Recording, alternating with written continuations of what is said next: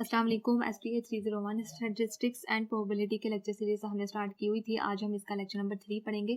Last lecture में हमने कुछ पढ़ा था डेटा और उसकी टाइप्स के बारे में हमने देखा था, और फिर हमने देखा था पॉपुलेशन, और उसकी हम देखा था कि फाइनाइट पॉपुलेशन क्या होता है, इनफाइनाइट पॉपुलेशन के बारे में हमने पढ़ा था। फिर हमने कुछ सैम्पल डेटा और सैम्पलिंग एरर्स के बारे में लास्ट में पढ़ा था। तो इस वीडियो में हम क्या करेंगे, सबसे पहले हम देखेंगे कि डेटा की टाइप्स हम देखेंगे। पहले भी हम ये पढ़ चुके हैं डेटा की टाइप्स। दो तरह का डेटा होता है, एक होता है क्वालिटेटिव, दूसरा होता है क्वांटिटेटिव। क्वांटिटेटिव डेटा में क्या होता है कि जो भी आपके पास डेटा आपने कलेक्ट किया होता है वो क्वांटिटी में होता है, ठीक है, यानी कि नंबर्स के फॉर्म में होता है। जबकि क्वालिटेटिव में आपका डेटा न्यूमेरिकली नहीं होता, उसको आप न्यूमेरिकली नहीं रिप्रेजेंट कर सकते। सबसे पहले तो हम ये देखेंगे कि क्वालिटेटिव डेटा दो तरह का हो सकता है, एक यूनिवेरिएट होता है, एक बाईवेरिएट होता है। यूनिवेरिएंट में जब भी आप सिंपल डेटा कलेक्ट करते हो ना, सिर्फ एक ही वेरिएबल के रिलेटेड आप डेटा कलेक्ट करोगे, ठीक है। जबकि बाईवेरिएट में आप एक से ज़्यादा वेरिएबल्स के रिलेटेड सैम्पल डेटा कलेक्ट कर सकते हैं। फॉर एग्जाम्पल अगर हम बात करें, एज एक वेरिएबल है, तो अगर आप सिर्फ एज के रिलेटेड ही सैम्पल डेटा कलेक्ट कर रहे हैं तो आपका यूनिवेरिएट डेटा होगा, ठीक है। लेकिन अगर आप एक से ज़्यादा वेरिएबल्स को यूज़ कर रहे हैं, जैसे कि अगर आप एज के रिलेटेड भी डेटा कलेक्ट कर रहे हो, इसी तरह अगर आप वेट के रिलेटेड डेटा कलेक्ट कर रहे हो तो वो आपका बाईवेरिएट होगा, क्योंकि एज और वेट दोनों डिफरेंट ग्रुप्स हैं, दोनों डिफरेंट सैम्पल डेटा होंगे, ठीक है, दोनों डिफरेंट वेरिएबल्स हैं, क्योंकि दोनों की कैरेक्टरिस्टिक जो है वो डिफरेंट है। तो जब आप एक से ज़्यादा वेरिएबल्स को कलेक्ट कर रहे होते हैं एज अ सैम्पल डेटा, तो वो आपका बाईवेरिएट होता है। इसी तरह हमने देखा था कि क्वांटिटेटिव डेटा भी दो तरह का होता है, एक होता है डिस्क्रीट, दूसरा होता है कॉन्टिन्यूस। डिस्क्रीट ऐसा डेटा होता है जिसमें डेटा कॉन्टिन्यूस नहीं होता, बल्कि डेटा के दरमियान कुछ स्पेसेस होते हैं, जबकि कॉन्टिन्यूस में ऐसा डेटा शामिल होता है जिनके दरमियान स्पेसेस नहीं होते, ठीक है। तो सबसे पहले हम यहाँ पे देखेंगे, ये तो हमने देख लिया कि क्वालिटेटिव डेटा यूनिवेरिएट भी हो सकता है और बाईवेरिएट भी हो सकता है। अब हम देखेंगे कि डेटा को किस तरह हमने रिप्रेजेंट करना है, क्योंकि फिलहाल जो हम पढ़ रहे हैं ये हम स्टैटिस्टिक की डिफरेंशियल कैटेगरी हम पढ़ रहे हैं, ठीक है। क्योंकि हमने देखा था कि पहले 15 लेक्चर्स में हम डिफरेंशियल स्टैटिस्टिक के बारे में पढ़ेंगे, जहाँ पे हमने डेटा को सिर्फ डिस्क्राइब करना होता है। तो यूनिवेरिएट यानी कि जब अगर हम एक ही वेरिएबल के रिलेटेड डेटा कलेक्ट कर रहे हैं तो उसको हम किस किस तरह डिस्क्राइब कर सकते हैं, यानी कि कौन कौन से वेज हैं डेटा को डिस्क्राइब करने के। एक तो ये कि हम उसको टेबल की फॉर्म में भी डिस्क्राइब कर सकते हैं, फ्रीक्वेंसी टेबल की फॉर्म में, ठीक है।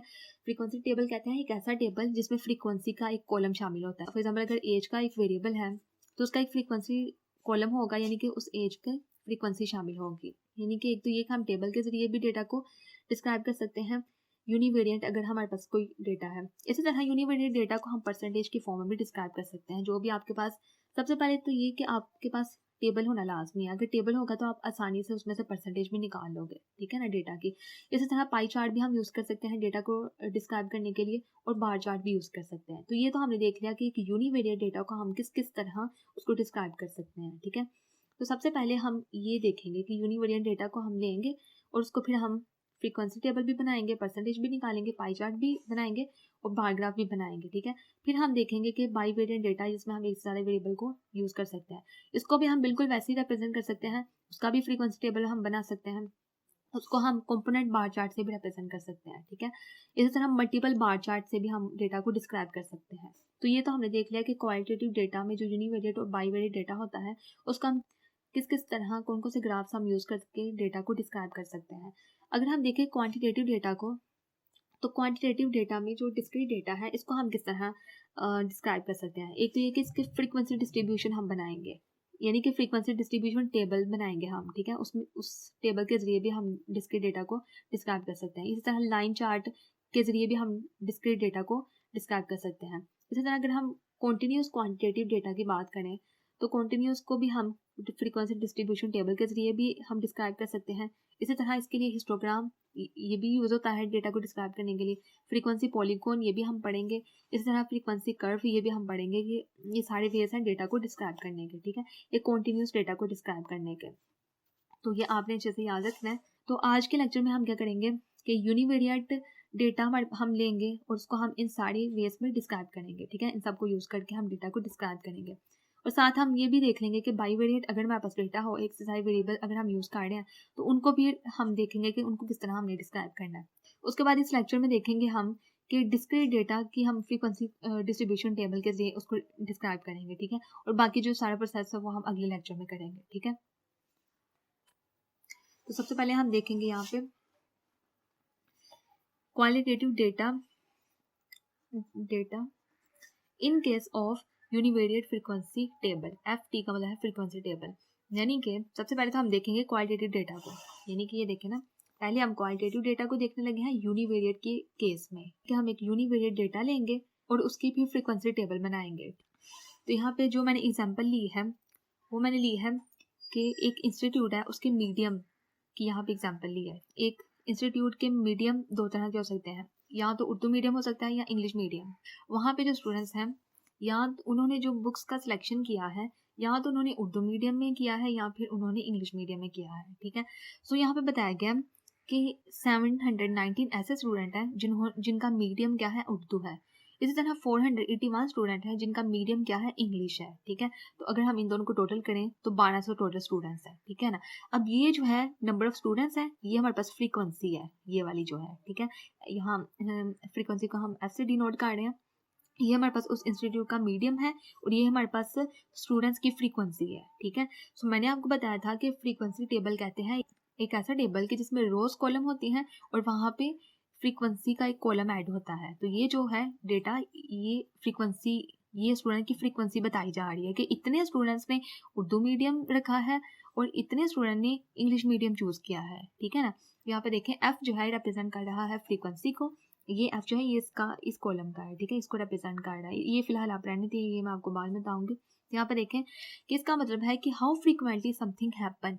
फ्रीक्वेंसी कॉलम हमें बताता है कि एक जो भी डेटा, जिस डेटा की हम फ्रीक्वेंसी बना रहे हैं वो हम बता रहा होता है कि कितना फ्रीक्वेंटली एक डेटा को हम रिप्रेजेंट कर रहे हैं, ठीक है, कितना फ्रीक्वेंटली एक डेटा रिप्रेजेंट हो रहा है। जैसे कि यहाँ पे देखें ना कि 719 ऐसे स्टूडेंट हैं जिनका मीडियम उर्दू है और जो अगले 481 स्टूडेंट ऐसे स्टूडेंट हैं जिनका मीडियम इंग्लिश है। जो पहले स्टूडेंट बताए गए हैं उनको दोबारा नहीं हमने ऐड करना, ठीक है। अब अगली जो फ्रीक्वेंसी होगी वो डिफरेंट स्टूडेंट की होगी, ठीक है। दोबारा स्टूडेंट्स के नंबर ऑफ स्टूडेंट को हम रिपीट नहीं करेंगे। तो इस तरह हम एक फ्रीक्वेंटली स्टूडेंट्स को रिप्रेजेंट कर रहे हैं कि इतने स्टूडेंट्स का मीडियम ये है और इतने स्टूडेंट का मीडियम ये है, ठीक है ना। तो होप सो कि आपको ये फ्रीक्वेंसी का कंसेप्ट अच्छी तरह समझ आ गया होगा और फ्रीक्वेंसी टेबल का आपको अच्छी तरह समझ आ गया होगा। ओके, तो अब हमने क्या किया, हमने एक क्वालिटेटिव डेटा लिया है। अब आपको ये कैसे पता चलेगा कि जो आपने डेटा लिया है वो क्वालिटेटिव है या क्वांटिटेटिव है। तो यहाँ पे देखें, ये जो मीडियम है, किसी भी इंस्टीट्यूट का मीडियम क्या है, ये क्वांटिटेटिव डेटा होता है या क्वालिटेटिव डेटा होता है। सारी सी बात है, अब मीडियम का कोई नंबर तो नहीं ना होता। अब हम ये तो नहीं कह सकते उस स्टूडेंट का 1 उर्दू मीडियम है नंबर है, या फिर 2 इंग्लिश मीडियम उस स्टूडेंट ने चूज किया है, ठीक है। सो मीडियम का तो कोई नंबर नहीं होता, उनको हम न्यूमेरिकली नहीं लिख सकते। तो इसको हम जस्ट ये कह सकते हैं कि उसका उर्दू मीडियम है या फिर इंग्लिश मीडियम है, ठीक है। तो इसीलिए ये जो डेटा है ये क्वालिटेटिव डेटा है, क्वांटिटेटिव डेटा नहीं है, ठीक है। तो ये भी आपको समझ आ गया। हमने क्या किया है, क्वालिटेटिव डेटा लिया है, ठीक है, यानी कि हमने किसी इंस्टीट्यूट का मीडियम लिया है जिसको हमने क्वालिटी के फॉर्म में लिया है और फिर हमने क्या किया है, एक एक टेबल बनाया है। कौन सा टेबल बनाया है, फ्रीक्वेंसी टेबल बनाया है, ठीक है। तो यहाँ तक समझ आ गया आपको। अब हम देखेंगे परसेंटेज। जो आपने सबसे पहले, अगर आपने फ्रीक्वेंसी टेबल निकाल लिया ना, बाकी सारी चीज़ें निकालना बहुत आसान है, ठीक है। परसेंटेज तो आप बहुत ईजिली निकाल सकते हो। तो अब हम क्या करेंगे कि ये जो स्टूडेंट्स का फ्रीक्वेंसी वाला कॉलम है, यहाँ से अब हम इनकी परसेंटेज निकालेंगे, ठीक है। तो परसेंटेज तो आई होप कि सभी स्टूडेंट को निकालना आता होगा। क्या करते हैं हम कि जो ऑब्टेन्ड डेटा होता है उसको हम टोटल डेटा से डिवाइड कर सकते हैं और फिर उसको मल्टीप्लाई करते हैं हम 100 से, यानी कि टोटल फ्रीक्वेंसी हमारे पास क्या है, टोटल फ्रीक्वेंसी है 1200, 1200 स्टूडेंट है ना टोटल। तो अगर हम 719 को डिवाइड करेंगे 12 से और फिर मल्टीप्लाई करेंगे 100 से, तो 60% हमारे पास आंसर आएगा। तो बहुत इजीली हम परसेंटेज निकाल सकते हैं, ठीक है। सो इसका परसेंटेज निकालने का मकसद क्या है, परसेंटेज निकालने का मकसद ये है कि हमें डायरेक्ट देख के परसेंटेज को पता चल जाता है कि कितने परसेंट स्टूडेंट किस मीडियम में इन्वॉल्व हैं, कितने परसेंट स्टूडेंट किस मीडियम में इन्वॉल्व हैं। अब हमें परसेंटेज से बहुत आसानी से समझ आ गया कि 60% स्टूडेंट का उर्दू मीडियम है और 40% स्टूडेंट का इंग्लिश मीडियम है, ठीक है। तो परसेंटेज हम इसलिए बनाते हैं कि हमें डेटा को देख ही पता चल जाए, ठीक है, उसके रिजल्ट के बारे में। तो अब हमने क्या किया कि परसेंटेज भी निकाली। अब हम इसी डेटा को, जो हमने क्वालिटेटिव डेटा लिया है एग्जाम्पल के तौर पर, उसको हम पाई चार्ट के जरिए डिस्क्राइब करेंगे, ठीक है। तो यहाँ पे देख लेते हैं, ये देखें ये मैंने परसेंटेज का भी फॉर्मूला बता दिया हुआ है, ठीक है, कि obtained data out of total data into 100, तो इस तरह हमारे पास परसेंटेज आ जाती है। अब हम देखने लगे हैं पाई चार्ट। पाई चार्ट का भी हमें पता है, ऐसा चार्ट होता है जो कि सर्कल की फॉर्म में होता है और उसको फिर इस उतने हिस्सों में डिवाइड किया जाता है जितना आपके पास डेटा होता है, ठीक है। तो हमारे पास यहाँ पे 2 तरह का डेटा है, एक तो हमारे इंग्लिश मीडियम में है, दूसरा हमारे पास उर्दू मीडियम में है, ठीक है। तो हम ओवरऑल ये देखने लगे हैं कि कितने % हमने इस सर्कल को उतने पार्ट्स में डिवाइड करना जितने हमारे पास डेटा की कैटेगरीज हैं। 2 कैटेगरी क्या है ना, एक तो ये इंग्लिश मीडियम में है, एक उर्दू मीडियम में है। तो इसका मतलब हमारा ये जो सर्कल है ये 2 हिस्सों में डिवाइड होगा। तो वो सर्कल के पार्ट्स हमें बताएंगे कि जो सा बड़ा पार्ट होगा इसका मतलब कि वो ज़्यादा क्वालिटी में डेटा है। यहाँ पे देखें हमने क्या देखा कि 60% डेटा जो है ये उर्दू मीडियम स्टूडेंट्स का है और 40% स्टूडेंट ने इंग्लिश मीडियम को चूज़ किया है। तो यहाँ पे देखें इंग्लिश मीडियम कितना है 40%, उर्दू मीडियम कितना है 60%। तो ये वाला पार्ट इसका ज़्यादा है और ये कम है। पाई चार्ट बनाने का हम क्या मकसद है कि हमें देखते ही पता चल जाता है कि इस सर्कल का जो सबसे बड़ा पार्ट है वो ज़्यादा डेटा है। इसका मतलब कि उस इंस्टीट्यूट में ज़्यादा स्टूडेंट ने 60% स्टूडेंट ने उर्दू मीडियम को चूज़ किया है, ठीक है। तो यहाँ तक भी समझ आ गया। पाई चार्ट भी हमने देख लिया। अब हम देखने लगे हैं बार चार्ट के ज़रिए किस तरह हम यूनिवेरिएट डेटा को रिप्रेजेंट कर सकते हैं, ठीक है। अब यहाँ पे देखें बार ग्राफ क्या होता है। ऐसा ग्राफ जो कि एक्स वाई प्लेन की फॉर्म में होता है। एक हमारे पास हॉरिजॉन्टल लाइन होती है जिसको हम एक्स एक्सिस भी कहते हैं, ठीक है, और एक हमारे पास वर्टिकल लाइन होती है जिसको हम वाई एक्सिस भी कहते हैं। तो यहाँ पे देखें कि हॉरिजॉन्टल लाइन में हम कौन सा डेटा शो कर रहे हैं, मीडियम का, ठीक है। यानी कि यहाँ पे हम उर्दू इंग्लिश दोनों मीडियम उसका डेटा यहाँ पे हमारा होगा हॉरिजॉन्टल लाइन में। वर्टिकल लाइन में क्या होगा, नंबर ऑफ स्टूडेंट्स, ठीक है। यहाँ 0 से स्टार्ट हो रहा है, ये ओरिजिन हमारे पास 0 होता है, यहाँ 0 वैल्यू होती है ओरिजिन में। तो ऐसा ऐसा ये नंबर ऑफ स्टूडेंट की वैल्यू इंक्रीज़ हो रही है, ठीक है, उनकी फ्रीक्वेंसी इंक्रीज़ हो रही है। तो यहाँ पे देखें ये जो वर्टिकल लाइन मोस्टली होती है ना, ये हम फ्रीक्वेंसी को ही रिप्रेजेंट कर रहे होते हैं, ठीक है। ऐसा ऐसा स्टूडेंट्स की फ्रीक्वेंसी इंक्रीज़ हो रही है, ठीक है, नंबर ऑफ स्टूडेंट्स। अब यहाँ पे देखें, अगर हम देखें तो कितने स्टूडेंट्स में 790 स्टूडेंट का उर्दू मीडियम है, तो इंग्लिश मीडियम में कितना 481। तो यहाँ पे देखें सबसे पहले उर्दू मीडियम का देख लेते हैं 481। तो यहाँ पे देखें 481 स्टूडेंट कहाँ तक हैं, यहाँ पे 100 स्टूडेंट, 300 स्टूडेंट, 400 स्टूडेंट, 400 स्टूडेंट से थोड़ा सा ऊपर है 81, तो यहाँ पे 450 होगा। तो यहाँ तक हमारे पास 480 स्टूडेंट बन रहा है। तो यहाँ पे हमने इसको डिनोट कर देना है और फिर हमने यहाँ पे पॉइंट लगा के एक बार बना लेना है, ठीक है ना, एक वर्टिकल बार बनाना है। उसके बाद उर्दू में क्या कितने स्टूडेंट्स हैं, 719। तो यहाँ पे अगर हम चलते जाएं तो यहाँ 700 है, थोड़ा सा ऊपर जाएंगे तो 19 यहाँ कहीं दरमियान में है। तो यहाँ पे हम पॉइंट लगा लेंगे और यहाँ पे हम एक बार बना लेंगे, ठीक है। अब इस बार ग्राफ को देख के हमें क्या इन्फॉर्मेशन पता चलती है, ठीक है, इससे भी हमें डायरेक्ट रिजल्ट मिल जाता है। हम ये बार हमें इन्फॉर्मेशन बता रहे होते हैं, ठीक है। अगर हमने देखना है ना कि डायरेक्ट एक बार ग्राफ से देखना है कि उर्दू मीडियम वाले कितने स्टूडेंट हैं इस इंस्टीट्यूट में, तो हमें डायरेक्ट पता चलेगा कि बार कहाँ तक गया है, इसकी फ्रीक्वेंसी कहाँ तक गई है, 700 से थोड़ा सा ऊपर, यानी कि 719। तो इसी तरह अगर हम उर्दू में देखें तो ये 400 से थोड़ा सा ऊपर। तो हमें देख के पता चलेगा कि किस मीडियम में सारा स्टूडेंट्स इन्वॉल्व है, ठीक है ना। तो समझ आ गया, ओके। तो सबसे पहले क्या करना है कि अगर हमारे पास ये टेबल होगा ना, फ्रीक्वेंसी टेबल, तो हम इजीली बाकी सारा कुछ भी फाइंड कर सकते हैं। यानी कि अगर हमारे पास टेबल होगा तो टेबल से हम परसेंटेज निकाल सकते हैं, परसेंटेज होगी तो हम इजीली पाई चार्ट बना सकते हैं और हम बार ग्राफ भी इजीली बना सकते हैं, ठीक हो गया।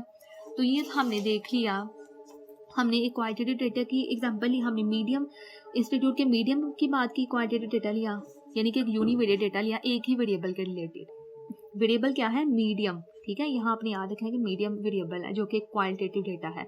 उसके हमने फ्रीक्वेंसी टेबल बना के देखा, परसेंटेज हमने फिर निकाली, फिर हमने पाई चार्ट निकाला बनाया, फिर हमने बार चार्ट बनाया। अच्छा, यहाँ पे एक चीज़ बताने वाली रह गई है कि ये देखें कि हम एक सर्कल जो हमारे पास पाई चार्ट है, ये हम किस तरह हमें पता चलेगा कि एक सर्कल को हमने कितना डिवाइड करना है। तो ये फॉर्मूला बताया गया कि सर्कल को किस तरह डिवाइड कर सकते हैं। अगर हमारे पास एक सेल फ्रीक्वेंसी है उसको टोटल फ्रीक्वेंसी से डिवाइड करें और फिर 360 डिग्री से अगर हम इसको मल्टीप्लाई करेंगे। अब हमें पता है कि यहाँ पे 0 डिग्री होती है, यहाँ पे 90, यहाँ पे 180, यहाँ पे 270 और फिर पूरा चक्कर अगर हम एक मुकम्मल करें तो 360 डिग्री आ जाता है, ठीक है। तो अगर 360 डिग्री से मल्टीप्लाई करेंगे ना तो आपके पास एक डिग्री आ जाएगी। उस डिग्री पे आपने स्केल के से लाइन लगा लेनी है, फिर आपने उस तरह उस सर्कल को आपने डिवाइड कर देना है, ठीक है। तो ये जस्ट आपने इसका जो है वो याद कर लेना है फॉर्मूला। अब ये सेल्फ फ्रीक्वेंसी क्या होती है, हमने तो देखा ना कि टोटल फ्रीक्वेंसी तो ये है ना कि 1200 स्टूडेंट जो है ये हमारे पास टोटल फ्रीक्वेंसी है, लेकिन ये जो अगर हम इंडिविजुअल फ्रीक्वेंसी की बात करें तो हर इंडिविजुअल फ्रीक्वेंसी जो होती है उसको हम सेल्फ फ्रीक्वेंसी कहते हैं, ठीक है। ये भी एक सेल्फ फ्रीक्वेंसी है, ये भी एक सेल्फ फ्रीक्वेंसी। तो अगर हमने इस फ्रीक्वेंसी को सर्कल में डिवाइड करना है तो हम ये इस फ्रीक्वेंसी को इससे पहले डिवाइड करेंगे टोटल से, ये हमारे पास सेल है, ये टोटल है, और फिर हम मल्टीप्लाई करेंगे 360 से, तो इस तरह हमारे पास एक एंगल आ जाएगा। उस तरह फिर हमने मेजर करके सर्कल में हमने उस सर्कल को डिवाइड कर देना, ठीक है। ओके, तो ये तो हमने देख लिया कि यूनिवेरिएट क्वालिटेटिव डेटा को हमने किस तरह डिस्क्राइब करते हैं, ठीक है, कौन कौन से वेज होते हैं डेटा को डिस्क्राइब करने के। अब हम देखने लगे हैं बाईवेरिएट डेटा को। बाईवेरिएट में हमने क्या पढ़ा कि हम एक से ज़्यादा वेरिएबल्स को एज अ सैम्पल डेटा हम लेते हैं, ठीक है। अब अगर यहाँ पे तो हमने देखा कि मीडियम ऑफ इंस्टीट्यूट हमने देखा, ठीक है, मीडियम हमारे पास एक वेरिएबल था, यहाँ पे हमने सिर्फ एक ही वेरिएबल के रिलेटेड यहाँ पे बात की थी हमने यूनिवेरिएट में। तो जैसे हमने मीडियम लिया, मीडियम एक ऐसा डेटा जो क्वालिटेटिव है, क्वांटिटेटिव नहीं है, तो जब हम दूसरा भी वेरिएबल लेंगे तो वो भी क्वालिटेटिव होना चाहिए। एक हमारे पास मीडियम है, दूसरा अगर हम जेंडर ले लेते हैं तो जेंडर भी ऐसा वेरिएबल है कि जिसको हम न्यूमेरिकली नहीं लिख सकते, जिसकी कोई वैल्यू नहीं होती, ठीक है। इस तरह कलर जो है ये भी एक ऐसा वेरिएबल है जिसकी कोई वैल्यूज़ नहीं होती, अपनी नंबर्स नहीं होते, ठीक है। तो इनको यहाँ पे एग्जाम्पल के तौर पे ले सकते हैं, ठीक है। तो लेट्स सपोज के हमारे पास दो वेरिएबल हैं, एक जेंडर और एक कलर। तो इन दोनों वेरिएबल्स को अब हम फ्रीक्वेंसी टेबल के जरिए भी रिप्रेजेंट कर सकते हैं, उनको कंपोनेंट बार चार्ट के जरिए भी डिस्क्राइब कर सकते हैं और मल्टीपल बार चार्ट के जरिए भी डिस्क्राइब कर सकते हैं। तो पहले बात कर लेते हैं कि फ्रीक्वेंसी टेबल के जरिए हम किस तरह डिस्क्राइब कर सकते हैं। अब अगर हमने दो या दो से ज़्यादा वेरिएबल्स जब लेने हैं तो उनके लिए भी जाहिर बात है कि जितने वेरिएबल्स होंगे उनके उतनी ही फ्रीक्वेंसी कॉलम्स हम बनाएंगे, ठीक है। अगर एक वेरिएबल होगा तो उसका एक फ्रीक्वेंसी कॉलम बनेगा, ठीक है, और अगर दो वेरिएबल्स होंगे तो उनके दोनों के अलग अलग फ्रीक्वेंसी कॉलम्स बनेंगे, ठीक है, यानी कि दोनों वेरिएबल्स के लिए सेपरेट फ्रीक्वेंसी बनाई जाएगी, ठीक है। तो अगर हमारे पास एक जेंडर का वेरिएबल है, एक कलर का वेरिएबल है, तो हमने एक सेपरेट जेंडर का वेरिएबल बनाना था, दूसरा हमने कलर का वेरिएबल बनाना था। यहाँ पे जस्ट मैं आपको एग्जांपल के तौर पे आप बता रही हूँ क्योंकि ये हमने काफ़ी अच्छे से डिटेल से देख लिया हुआ है, तो बिल्कुल आसान है। बाईवेरिएट भी जैसे यूनिवेरिएट हमने देखा है ना, वैसे ही बाईवेरिएट होता है, लेकिन बस आप याद रखना है कि फ्रीक्वेंसी में फिर हर वेरिएबल की एक अपनी अपनी फ्रीक्वेंसी कॉलम बनता है, ठीक है। तो इसी तरह ये तो देख लिया कि फ्रीक्वेंसी टेबल के जरिए हम बाईवेरिएट को किस तरह रिप्रेजेंट करते हैं। अगर कॉम्पोनेंट बार चार्ट की बात करें, ओके, तो कंपोनेंट बार चार्ट क्या होता है, ये तो हमने देखा कि एक वेरिएबल के लिए हम किस तरह बार चार्ट बनाते हैं, ठीक है। ये हमने एक वेरिएबल के लिए बनाया था, लेकिन अगर हमारे पास दो वेरिएबल है, एक और हमने ऐड कर लिया, जैसे कि जेंडर का एक और हमारे पास वेरिएबल है, तो उसके लिए हम क्या करेंगे कि ये जो ग्राफ है ना इसको भी हम डिवाइड कर देंगे, ठीक है ना। किस तरह डिवाइड करेंगे, ये सारा डिपेंड कर रहा है कि कितने हमारे पास वेरिएबल्स हैं। दो वेरिएबल्स हैं तो हमारे पास हर बार ग्राफ डिवाइड हो जाएगा टू पार्ट्स में, ये भी टू पार्ट्स में, ये भी टू पार्ट्स में। हाफ उसका जो पार्ट होगा वो एक वेरिएबल के लिए होगा, दूसरा पार्ट उसका होगा दूसरे वेरिएबल के लिए, ठीक है ना।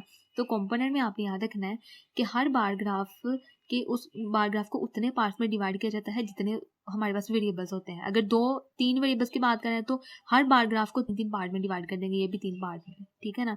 तो ये कंपोनेंट बार चार्ट होता है। मल्टीपल बार चार्ट की बात करें तो इसमें क्या होता है कि जितने वेरिएबल्स होंगे ना उतने ही बार्स को हम अटैच करेंगे। दो वेरिएबल्स हैं तो यहाँ पे दो वेरिएबल्स हैं अगर हमारे पास, तो एक और साथ हम बार बना देंगे, ठीक है। जितना उसका डेटा होगा उस हिसाब से हम उसके बार बना देंगे जितनी उसकी फ्रीक्वेंसी होगी। तो यानी कि मल्टीपल बार चार्ट्स में एक से ज़्यादा बार यूज़ किए जाते हैं। अगर दो वेरिएबल हैं तो यहाँ पे भी दो बार होंगे, यहाँ पे भी दो बार हम लगाएंगे। अगर तीन वेरिएबल हैं तो यहाँ पे भी तीन बार्स होंगे, यहाँ पे भी तीन बार हम बनाएंगे, ठीक है ना। तो जस्ट आप याद रखना कि कंपोनेंट बार चार्ट में हमारे पास जो बार होता है उसको डिवाइड करते हैं, मल्टीपल बार चार्ट में हम साथ साथ और बार्स बना रहे होते हैं जितने हमारे पास नंबर ऑफ वेरिएबल्स होते हैं, ठीक है। तो यहाँ तक हमारा हो गया cover.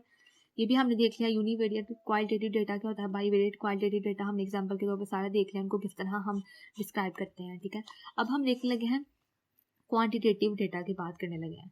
Quantitative data in case of discrete, ठीक है, डिस्क्रीट डेटा हम लेंगे क्वांटिटी के फॉर्म में, اب یہاں پہ آپ نے یاد رکھنا ہے کہ جو بھی آپ ایگزامپل کے طور پر ڈیٹا لیں گے نا، وہ سب سے پہلے تو آپ نے مائنڈ میں یہ بات رکھنی ہے کہ وہ کوانٹٹی میں ہونا چاہیے، یعنی کہ وہ ڈیٹا نومیریکلی لکھا جا سکے اور وہ ڈسکریٹ ہونا چاہیے، کنٹینیوس نہ ہو. ٹھیک ہے، جیسے اگر ہم ایج لیں گے تو ایج تو کنٹینیو ہے. ٹھیک ہے، تو یہاں پہ ہم نے ڈسکریٹ کی بات کرنی ہے. اگر ہم نمبر آف اسٹوڈنٹ کی بات کریں تو ان کے درمیان اسپیسز ہوتے ہیں نا، تو وہ ڈسکریٹ ڈیٹا ہے. ٹھیک ہے، تو اس طرح آپ نے لینا ہے. اب نمبر آف اسٹوڈنٹ کو ہم کوانٹیٹی کی فارم میں بھی لکھ سکتے ہیں. ٹھیک ہے، 10 اسٹوڈنٹ ہو سکتے ہیں، 20 اسٹوڈنٹ ہو سکتے ہیں. وہ ایک ڈسکریٹ ڈیٹا ہے، ہر اسٹوڈنٹ دوسرے اسٹوڈنٹ سے ایک ڈسٹینس پہ ہوتا ہے. ٹھیک ہے، لیکن اگر ہم اگلے لیکچر میں ایج کی ایگزامپل لیں گے تو وہ کنٹینیوس ڈیٹا ہوگا. ٹھیک ہے، تو فی الحال یہاں پہ ہم نے کیا چیز مائنڈ میں رکھنی ہے، کوانٹٹی ڈسکریٹ ڈیٹا کی ہم نے ایگزامپل لینی ہے.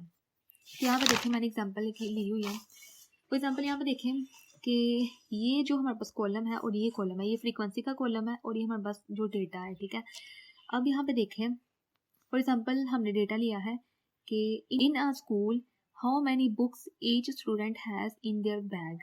ایک اسکول میں ہر اسٹوڈنٹ کے پاس کتنے بکس ہیں ان کے بیگ میں. ٹھیک ہے، فار ایگزامپل یہ اسٹوڈنٹس ہیں، ان کی فریکوینسی لکھی ہوئی ہے، یہ ان کے پاس کتنی بکس ہیں،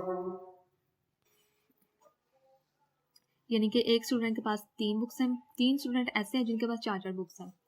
9 اسٹوڈنٹ ایسے ہیں جن کے بیگ میں 5 بکس ہیں اور 13 اسٹوڈنٹس کے پاس 6 بکس ہیں. اس طرح 10 اسٹوڈنٹ کے پاس 7 بکس ہیں، 3 کے پاس 8 بکس ہیں. 6 اسٹوڈنٹ ایسے ہیں جن کے پاس 9 بکس ہیں ان کے بیگ میں. ٹھیک ہے، تو ٹوٹل اسٹوڈنٹس کی فریکوینسی کیا ہے، 45 اسٹوڈنٹس ہیں اور ان کے پاس اتنے ان کے بیگ میں بکس ہیں. ٹھیک ہے، تو ایکس جو ہے یہ ہمارے پاس فار ایگزامپل بکس ہیں، ان کے کالم ہے. یہ اسٹوڈنٹس کی فریکوینسی یہاں پہ دی ہوئی ہے. اب یہاں یہ چیز نوٹ کرنے والی ہے کہ یہ ایگزامپل ہماری ریلیونٹ ہے کہ نہیں اکارڈنگ ٹو کوانٹیٹیو ڈیٹا. تو یہ تو ساری سی بات ہے کہ ہم نے کوانٹیٹیو ڈیٹا لیا ہے، یعنی کہ اتنے اسٹوڈنٹس ہیں، ہم ان کو نمبرس کے فارم میں ہم نے لکھا ہوا ہے، اتنے ان کے پاس بکس ہیں، ان کو بھی ہم نے نمبرس کے فارم میں لکھا ہے. ٹھیک ہے، تو یہ کوانٹیٹیو ڈیٹا تو ہوا. تو یہ کیا یہ ڈسکریٹ بھی ہے؟ تو جی ہاں، یہ ڈسکریٹ ہے، کیونکہ یہ دیکھیں نا ہر اسٹوڈنٹ دوسرے اسٹوڈنٹ سے ایک ڈسٹینس پہ ہوتا ہے. تو یہ سارا ڈسکریٹ ڈیٹا ہے، اسٹوڈنٹس کا ڈیٹا ہے. ٹھیک ہے، اگر یا تو کوئی ایج کا ڈیٹا ہوتا ہے یا ویٹ کا ڈیٹا ہوتا تو وہ ہمارے پاس کنٹینیوس کا ڈیٹا ہونا تھا. ٹھیک ہے، اوکے، تو یہاں پہ جسٹ ہم نے یہی دیکھنا تھا، ہم نے کوانٹیٹیو ڈیٹا دیکھنا تھا in case of discrete frequency table. تو یہاں پہ ہم نے کیا بنایا، ایک فریکوینسی ڈسٹریبیوشن ٹیبل بنایا.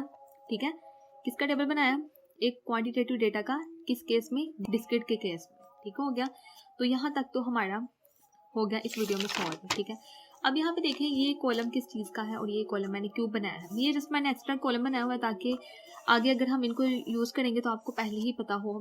ٹیلی مارک یوز ہوتے ہیں کاؤنٹنگ کو ریپرزینٹ کرنے کے لیے. جیسے 1 کو ہم ٹیلی مارک میں 1 ہی طرح لکھتے ہیں، تھوڑا سا ٹیڑھا کر کے. 3 کو ہم 3 لائنس میں شو کرتے ہیں. اگر ہمارے پاس 9 ہے تو ہم ٹیلی مارک میں کس طرح لکھیں گے، سب سے پہلے تو ہم 5 لکھیں گے، 1 2 3 4 اور جو 5 ہوگا اس کا ہم نے ایک ہارزونٹل لائن لگا دینی ہے. ٹھیک ہے، یعنی کہ 4 ہماری ورٹیکل ہوں گی، ایک ہمارے پاس ہارزونٹل ہوں گی. 5 یہ ہو گیا، باقی رہ گئے 4 لائنس ہم نے تھوڑی سی ٹیڑھی کر کے لکھ دینی ہے. ٹھیک ہے، تو یہ تو آپ کو پتہ ہی ہوگا ٹیلی مارک میں ہم کس طرح لکھتے ہیں. اس طرح 13 کو ہم نے ٹیلی مارک میں لکھا، 5 یہ 5 یہ 10 ہو گیا، 3 یہ ہمارے 13. اس طرح 10 کو لکھیں گے تو اس طرح 5 5 10 ہو گیا. 3 کو پھر اس طرح ٹیلی میں لکھیں گے، 6 کو 5 یہ ہو گیا، 1 یہ ہو گیا. ٹھیک ہے، تو یہ ٹیلی کا کالم بھی آپ نے یاد رکھنا ہے. دین یہاں پہ ہے ریلیٹیو فریکوینسی. ریلیٹیو فریکوینسی کا ٹیبل ہم کس طرح فائنڈ کرتے ہیں. اب اگر تو آپ کے پاس فریکوینسی ہوگی تو پھر آپ اس کی ریلیٹیو فریکوینسی بھی نکال سکتے ہیں، یعنی کہ ہر سیل کی اپنی اپنی فریکوینسی آپ نکال سکتے ہیں. وہ کیسے نکالیں گے، اب یہ ہم نے دیکھا تھا کہ ہر انڈیویجول فریکوینسی کو ہم سیل فریکوینسی کہتے ہیں. ٹھیک، اگر ہم ہر انڈیویجول فریکوینسی کی فریکوینسی نکالنا چاہتے ہیں تو اس کو ہم ریلیٹیو فریکوینسی کہتے ہیں. وہ کیسے نکالتے ہیں، اس فارمولے سے سب سے پہلے ہم سیل فریکوینسی لیتے ہیں، پھر اس کو ٹوٹل فریکوینسی سے ڈیوائڈ کرتے ہیں اور پھر ہم ملٹیپلائی کرتے ہیں 100 سے. تو اس طرح ہمارے پاس ریلیٹیو فریکوینسی پرسنٹیج میں آ جاتی ہے. ٹھیک ہے، جیسے 1 کی اگر ہم نے ریلیٹیو فریکوینسی نکالنی ہے تو 1 اوپر لکھیں گے، نیچے ہمارے پاس 45 آئے گا ٹوٹل فریکوینسی. اس کو ملٹیپلائی 100 کریں گے تو 2.22% ہمارے پاس ریلیٹیو فریکوینسی آ جائے گی. اس طرح ہر سیل فریکوینسی کی ہم انڈیویجول سے پرسنٹیج نکال سکتے ہیں. ٹھیک ہے، تو یہ آپ نے یاد رکھنا ہے.